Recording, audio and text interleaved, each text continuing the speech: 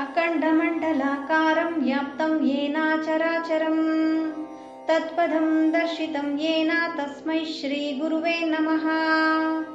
अज्ञानतिमिरान्धस्य ज्ञानाञ्जनशलाकया चक्षुर्मीलितं येन तस्मै श्रीगुरुवे नमः।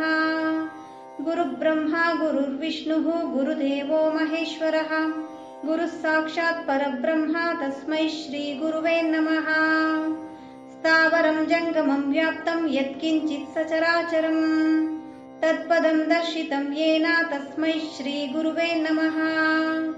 चिन्मयं व्यापि यत्सर्वं त्रैलोक्यं सचराचरं तत्पदं दर्शितं येन तस्मै श्रीगुरुवे नमः। सर्वश्रुतिशिरोरत्नाभिराजितपदाम्बुजः वेदान्ताम्बुजसूर्यो यः तस्मै श्रीगुरुवे नमः। चैतन्यः शाश्वतं शान्तो व्योमातीतो निरञ्जनः बिन्दुनादकलातीतः तस्मै श्रीगुरुवे नमः। ज्ञानशक्तिसमारूढः तत्त्वमालाविभूषितः भुक्तिमुक्तिप्रदाता च तस्मै श्रीगुरुवे नमः। अनेकजन्मसम्प्राप्ता कर्मबन्धाविदाहिने आत्माज्ञानप्रदानेन तस्मै श्रीगुरुवे नमः। शोषणं भवसिन्धोश्च ज्ञापनं सारसम्पदम् गुरोः पादोदकं सम्यक् तस्मै श्रीगुरुवे नमः।